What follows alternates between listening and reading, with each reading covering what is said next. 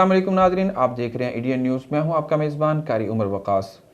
ناظرین، جیسا کہ آپ جانتے ہیں کہ ہفتہ وار پروگرام مجھے ہے حکم اذاں، جس کے اندر قرآن و سنت کی روشنی میں آپ کے مسائل کے حل کے لیے ہمارے ساتھ اسٹوڈیو میں موجود ہوتے ہیں محترم، مکرم، معزز، معروف عالم دین فضیلت الشیخ قاری عبدالرزاق گھمن، فاضل مدینہ یونیورسٹی اور سابق مدرس مسجد نبوی صلی اللہ علیہ وسلم ہمارے ساتھ موجود ہوتے ہیں اور آپ کی رہنمائی کے لیے نئے پروگرام، نئے انداز اور نئی تیاری کے ساتھ آپ کی خدمت میں پیش ہوتے ہیں۔ آج جس موضوع پر ہم گفتگو کرنے جا رہے ہیں، یقیناً ہر گھر کے اندر بلکہ ہر فرد کے ساتھ یہ مسئلہ درپیش ہے۔ ہر انسان کو، ہر نوجوان کو، بالخصوص اللہ اور اس کے رسول صلی اللہ علیہ وسلم نے اس کی نصیحت فرمائی ہے۔ میری مراد آج نوجوانوں کے لیے نکاح کا مسنون طریقہ کیا ہے، نکاح کے مسائل کیا ہیں، نکاح کو آسان کیسے بنایا جا سکتا ہے، نکاح کے فوائد کیا ہیں جو ایک حدیث کی شکل میں آپ صلی اللہ علیہ وسلم نے بیان فرمائے ہیں۔ یا معاشر الشباب، اے نوجوانوں کی جماعت، میں تمہیں حکم دیتا ہوں جو تم میں سے استطاعت رکھتا ہے وہ فَلْيَتَزَوَّجْ، وہ نکاح کرے، فَإِنَّهُ أَغَضَّ لِلْبَصَرِ وَأَحْسَنَ لِلْفَرْجِ، یہ تمہاری شرمگاہ کو جو ہے وہ کنٹرول میں لائے گی، تمہاری نظروں کو جو ہے وہ جھکا دے گی۔ یقیناً جو اس کی استطاعت نہیں رکھتا، جسمانی طور پر، روحانی طور پر، مالی طور پر یا کسی اور وجہ سے، فَعَلَيْهِ بِالصَّوْمِ، تو وہ روزہ رکھے۔ روزہ انسان کے اندر تقوی پیدا کرتا ہے۔ یقیناً ان مسائل کو مزید سمجھنے کے لیے میں اپنے ساتھ معزز مہمان کو اپنے اسٹوڈیو میں خوش آمدید کہتا ہوں، اور بلا تفریق اور تمہید ہم اپنے سوال و جواب کی طرف بڑھتے ہیں۔ پہلا سوال میں اپنے معزز مہمان سے جاننے کی کوشش کروں گا، نکاح کی لغوی اور شرعی تعریف کیا ہے؟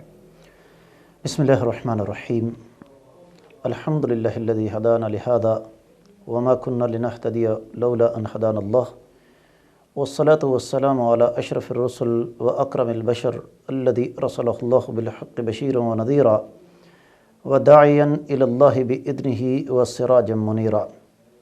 قاری صاحب، سب سے پہلے تو آپ کا میں شکریہ ادا کروں گا کہ آپ نے الحمدللہ رب کائنات کی توفیق سے ایک سلسلہ شروع کیا جس کا تعلق، جس طرح آپ نے خود فرمایا، ہر گھر بلکہ ہر فرد کے ساتھ ہے، اور یقینی طور پر اس موضوع کی اہمیت سے انکار نہیں کیا جا سکتا۔ جہاں تک آپ کے سوال کا تعلق ہے، نکاح کی لغوی تعریف کیا ہے، عربی زبان میں تفصیل میں جائے بغیر انتہائی اختصار کے ساتھ کہوں گا، نکاح کا لفظی معنی ہوتا ہے جوڑنا، اور اگر تھوڑا سا غور کیا جائے تو اس لغوی معنی کے اندر ہی ہماری ازواجی زندگی کی کامیابی کا راز جو ہے وہ چھپا ہوا ہے کہ شریعت کا تقاضا یہ ہے، اللہ اور اللہ کے رسول صلی اللہ علیہ وسلم کی جو تعلیمات ہیں ان کا تقاضا یہ ہے کہ جن دو افراد کے درمیان، لڑکی اور لڑکے، مرد اور عورت کے درمیان نکاح ہو رہا ہے، وہ آپس میں اکٹھے رہیں، مل جل کر رہیں، جڑے رہیں۔ جہاں تک شرعی تعریف کا تعلق ہے، عربی زبان میں جو نکاح کی شرعی تعریف ہے اس کا ترجمہ کچھ یوں بنتا ہے کہ ایک ایسا معاہدہ جس کے تحت، میں تھوڑا سا اس کو ادبی زبان میں بیان کروں گا، کہ ایک ایسا معاہدہ جس کے تحت ایک غیر محرم مرد دوسری غیر محرم عورت کے ساتھ اس رشتے میں جڑ جاتا ہے جس رشتے کے ذریعے وہ ایک دوسرے کے جسم و جان کے مالک بن جاتے ہیں، یعنی حرام کو حلال کر لیتا ہے۔ جی بالکل، ٹھیک ہو گیا۔ اچھا، یہ دیکھیں کتنا مضبوط ایک رشتہ ہے جس کو نکاح کہا گیا ہے۔ جس چیز کو اللہ تعالیٰ نے دیکھنا، اس کو ٹچ کرنا اور اس کے بارے میں سوچنا، اس کے بارے میں کسی بھی قسم کا گمان کرنا، نکاح سے پہلے بالخصوص بدگمانی کرنا، اس کے بارے میں تجسس کرنا، جس طرح آج معاشرے کے اندر پیار، محبت، لو اور فلاں فلاں کے نام سے عشق اور بڑی کہانیاں جو ہیں وہ کہہ لیں مارز وجود میں آ چکی ہیں، یہ سب چیزوں کا اللہ تعالیٰ نے کہہ لیں ایک مومن مواحد اور مجاہد پر اس کو حرام قرار دیا ہے. انشاءاللہ آگے چل کے اس پر بھی بات کریں گے.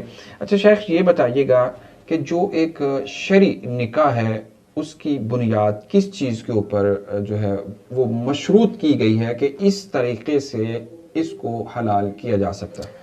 قاری صاحب بہت ہی اہم سوال ہے. جہاں تک میں نے مطالعہ کیا ہے نکاح کی 2 بنیادیں شریعت نے رکھی ہیں. سب سے پہلی بنیاد ہے تقوی، یعنی اللہ تعالیٰ کا ڈر.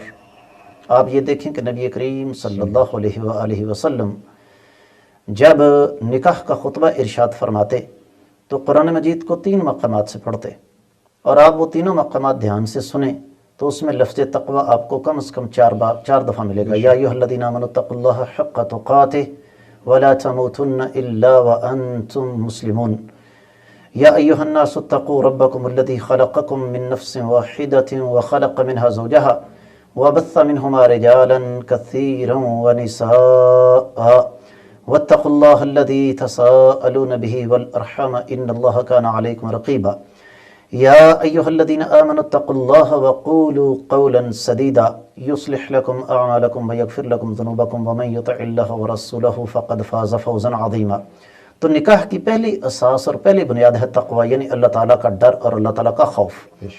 اس کی وجہ یہ ہے کہ یہ رشتہ ایک ایسی رب کائنات کی عجیب و غریب نعمت ہے کہ اس میں کوئی تیسرا آ ہی نہیں سکتا. اور جب تک ان دونوں کے درمیان تقوی نہیں آئے گا، اللہ تعالیٰ کا ڈر اور اللہ تعالیٰ کا خوف نہیں آئے گا، یہ ایک دوسرے کے امین نہیں ہو سکتے. ایک دوسرے کی امانت میں خیانت کے امکانات کو نظر انداز نہیں کیا جا سکتا. پہلی چیز تو یہ.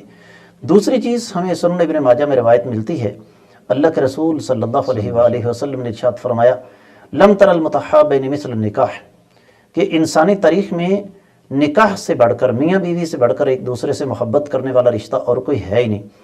اس کا مطلب یہ ہوا کہ نکاح کی دوسری بنیاد محبت ہے. اور یہاں میں ایک بڑی اہم بات آپ کو سمجھانا چاہوں گا. ہماری بدقسمتی یہ ہے کہ یہ رشتہ میاں بیوی کا جو کہ محبت پر استوار تھا، ہم نے اس کو مقابلے کا رشتہ بنا دیا، جبکہ اس کی بنیاد محبت ہے.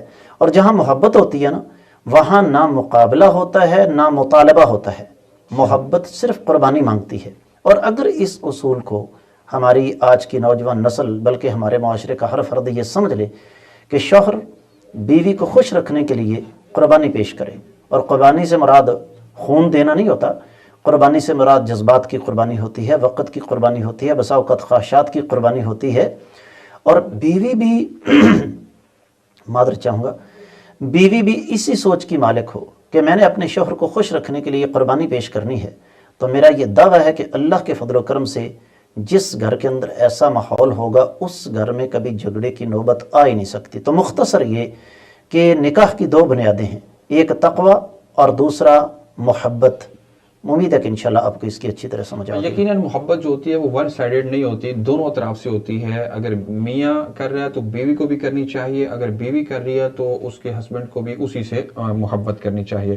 اور ویسے بھی قرآن مجید میں اللہ تعالیٰ نے ارشاد فرمایا کہ جن عورتوں سے تم محبت کرتے ہو، جن کو لائک کرتے ہو، پسند کرتے ہو، ان سے نکاح کرو، ان کو اپنے لیے حلال کرو.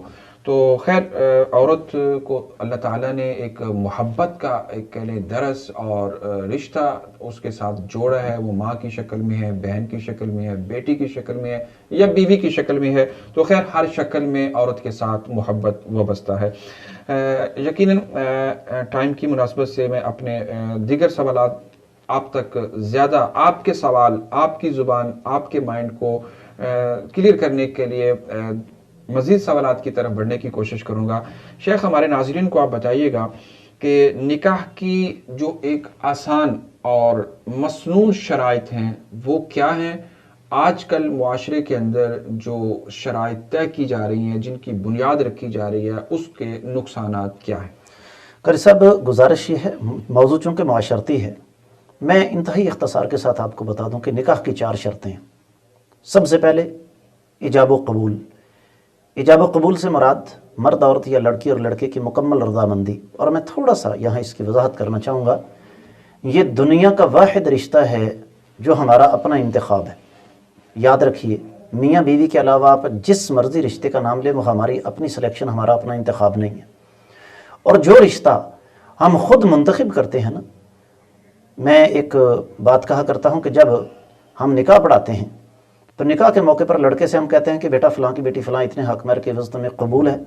تو جب وہ کہتے ہیں نا قبول ہے، تو یہ قبول ہے کے اندر ایک سمندر ہے پورا، جس کا سادہ ترین مفہوم یہ ہے کہ اب یہ اچھی ہے یا بری، اس کے اندر غلطیاں ہیں، کمیاں ہیں، کوتاہیاں ہیں یا اچھائیاں ہیں، مجھے قبول ہے جیسی بھی ہے. بالکل. اور سیم یہی معاملہ لڑکی کے ساتھ بھی ہوتا ہے. تو پہلی شرط دونوں کی رضامندی، دوسری شرط حق مہر، تیسری شرط 2 گواہ، اور چوتھی شرط لڑکی کا ولی.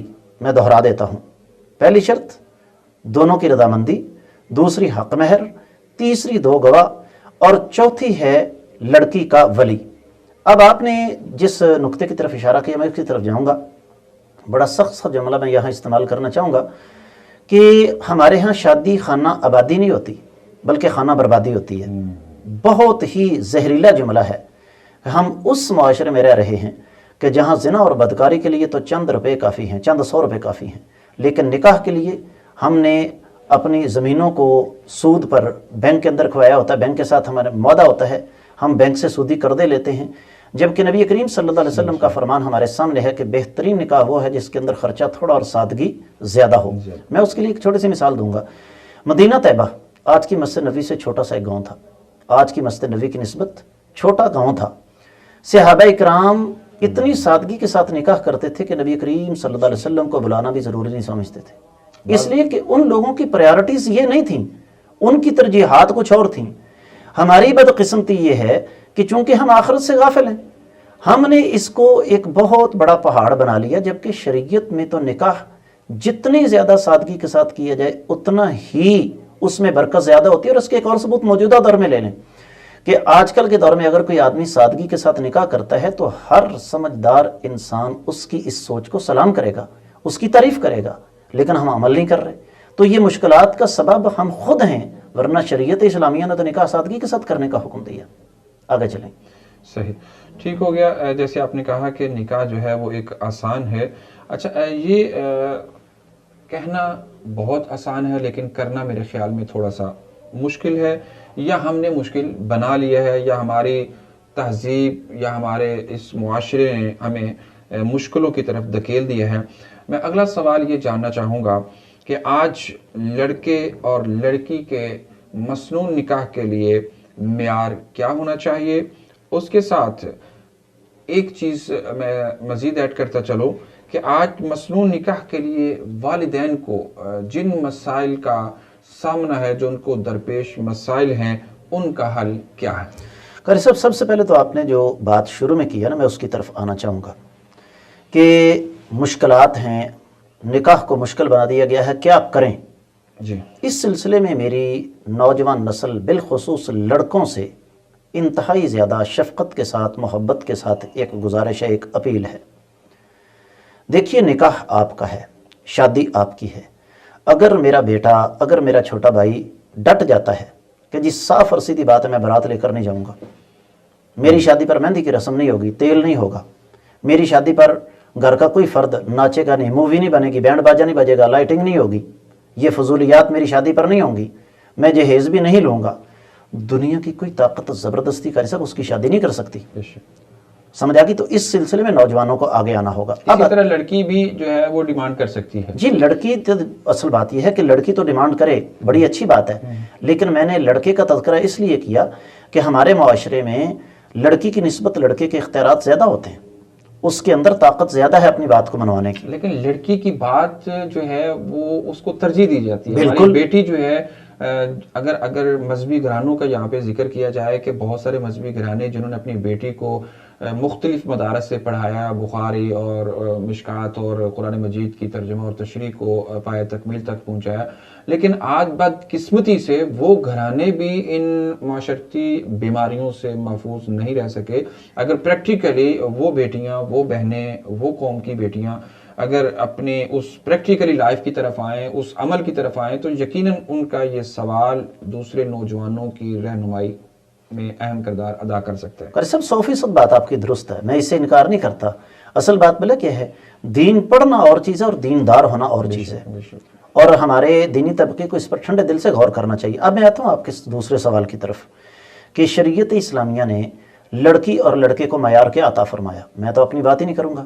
نبی کریم صلی اللہ علیہ وسلم نے لڑکے کو مخاطب کیا اور فرمایا تم کا المرأۃ باربعین، عورت سے شادی کی جاتی ہے 4 چیزیں دیکھ کر: بے حسبہ، اس کا خاندان، بے مالہ، اس کی دولت، و بے جمالہ، اور اس کی خوبصورتی، و بے دینہ، اور اس کا دین.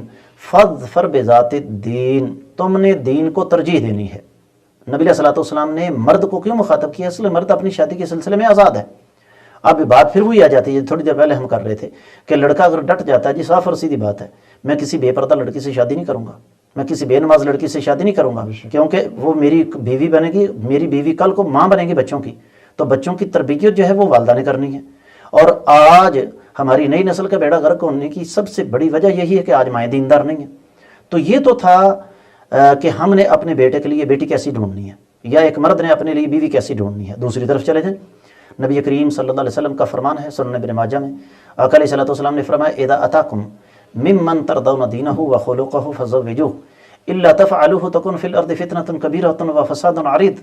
فرمایا ایک مرد تمہیں ملتا ہے، ایک لڑکا تمہیں ملتا ہے، اس کی 2 خوبیاں تمہیں اچھی لگتی ہیں. وہ 2 خوبیاں کون سی ہیں؟ فرمایا ایک دین اور دوسرا اس کا اخلاق.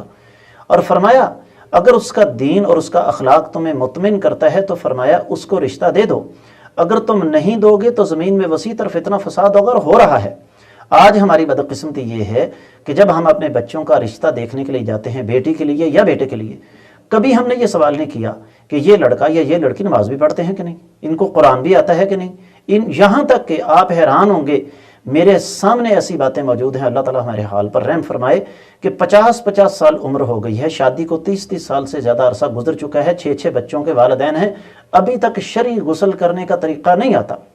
اور دوسری طرف عقائد کی کمزوری بہت زیادہ ہے، عقائد کی کمزوری اور دین کی جو اساس اور دین کی جو بنیادی باتیں ہیں، طہارت کے مسائل، ان کا پتہ نہیں، وجہ کیا ہے؟ دین سے دوری. تو اصل بات یہ ہے کہ جب ہم لوگ اپنے بچوں کی شادیاں دین کی بنیاد پر کریں گے، میں یہ نہیں کہتا، نبی علیہ الصلوۃ والسلام نے یہ نہیں کہا کہ حسن کو نہ دیکھو، نبی علیہ السلام نے یہ کہیں منع نہیں فرمایا کہ تم خاندان نہ دیکھو، لیکن ترجیح جو ہے وہ دین کو دیں. جب ہم دین کو ترجیح دے کر اپنے بچوں کی شادیاں کرنا شروع کریں گے تو ہماری مشکلات خود بخود حل ہو جائیں گے اللہ کی توفیق سے انشاءاللہ.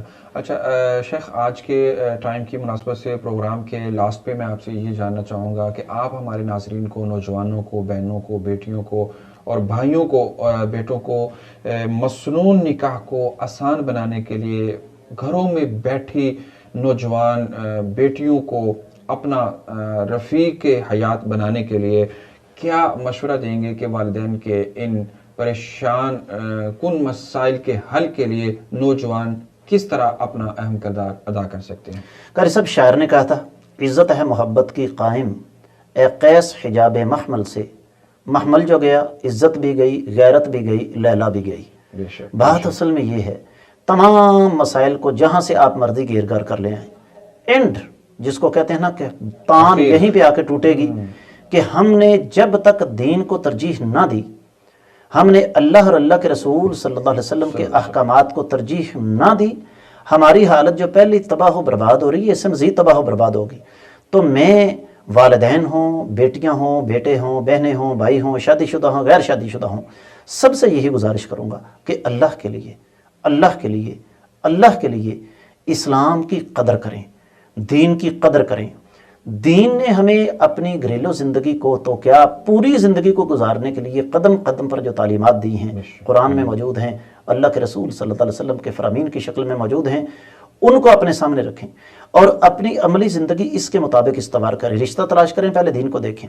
اپنی بیوی کے ساتھ سلوک کریں، پہلے دین کو دیکھیں. ایک عورت اپنے شوہر کے حقوق دین نے جو بتائے ہیں ان کو سب سے پہلے دیکھیں.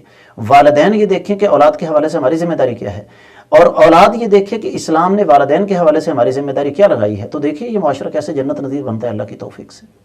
یعنی آج کے ہمارے معزز مہمان نے جو آج اس پروگرام کا خلاصہ بیان کیا ہے کہ آج ایک دو مسئلے کے اندر ہمیں دیندار نہیں ہونا بلکہ اپنے آپ کو آمنوا ادخلوا فی السلم کافہ، پورے کا پورا اسلام میں داخل کرنا ہے اور پوری کی پوری فیملی کو اسلام کے اندر داخل کرنا ہے، اپنی خواہشات کو اسلام کے مطابق بنانا ہے۔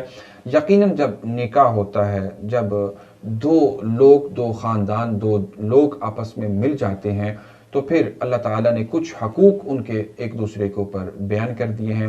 جیسے شیخ نے شروع کے اندر بات بیان کی کہ تقوی اور محبت انسان کے نکاح کے اندر بنیادی کردار ادا کرتا ہے، اور اس بنیاد پر جو محبت اور تقوی ہے، اب یہاں پر اگر انسان تھوڑا سا غور کر لے تو جب انسان کسی کے گھر میں، وہ چاہے اپنی بہن ہو، اپنا بھائی ہو، کوئی بھی رشتہ دار دوست ہو، جب اس سے کسی رشتے کے لیے سوال کرتا ہے تو اللہ تعالیٰ نے اس سوال کو قرآن مجید میں بیان فرمایا ہے، وَاتَّقُوا اللَّهَ الَّذِي تَسَاءَلُونَ بِهِ وَالْأَرْحَامَ، کہ تم اللہ کے نام پر جا کر سوال کرتے ہو۔ لوگ یہ نہیں کہتے میں فلاں ہوں، میرا مال، میری جائیداد، اس کے بدلے میں مجھے اپنی بیٹی کا رشتہ دے دو۔ لوگ اللہ کے نام پر بیٹیوں کو اپنے گھروں میں لانے کا سوال کرتے ہیں، اور پھر اللہ تعالیٰ ارشاد فرماتے ہیں کہ جب میرے نام پر مجھے ضامن بنا کر ان کو اپنے گھروں میں لاتے ہو تو پھر میں نے تمہیں کچھ حقوق دیے ہیں۔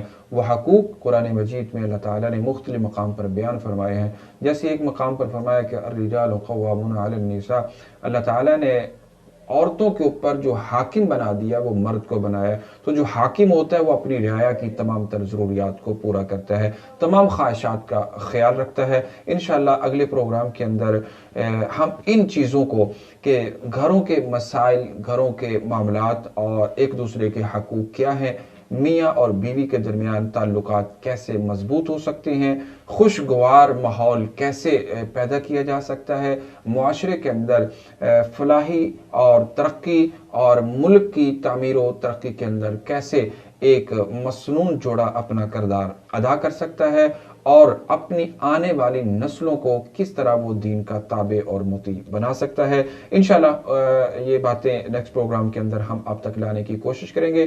آج تک کے لیے اتنا ہی، مجھے اپنے معزز مہمان کے ساتھ دیجیے اجازت، دیکھتے رہیے انڈین نیوز۔ اگر آپ کو ان پروگرامز کے بارے میں کسی قسم کا کوئی بھی مسئلہ، کوئی بھی سوال درپیش ہو تو آپ ہمارے اس لنک کے نیچے، اس ویڈیو کے نیچے کمنٹس کے اندر اپنے سوالات کا اظہار کر سکتے ہیں۔ سکرین پر ہمارے نمبرز موجود ہیں، آپ ان نمبرز پر سوال کر سکتے ہیں، واٹس ایپ کر سکتے ہیں، اور اپنے کمنٹس کے ذریعے اپنے سوالات کا جواب لے سکتے ہیں، فیڈ بیک لے سکتے ہیں۔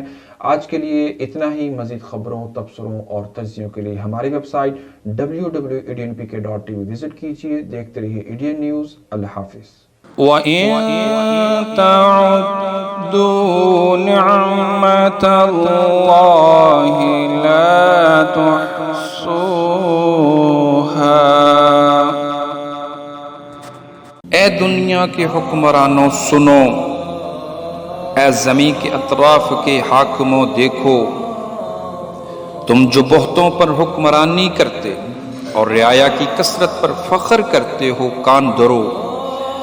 حکمت، فہم و فراست اور کمال قدرت سب اسی کی ہے۔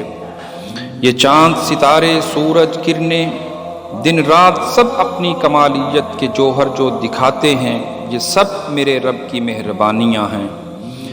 رب ذوالجلال کی قدرت کے جب چشمے پھوٹتے ہیں تو پھول، کلیاں، باغیچے، گلشن، ہریالی، پودے، یہ دھرتی کے سب نظارے، یہ دریا و سمندر، یہ ندیاں اور نیلے پانی کی آب اشارے، یہ نظام ہستی کو چلانے والے، میری سب دعائیں، التجائیں، مسکراہٹیں، محبتیں سب رنگ لائیں، اور پھر چہروں پر خوشیوں کے گیتوں کی ہو مہکار، تو ہر دل سے نکلے میرے رب کی ہیں مہربانیاں۔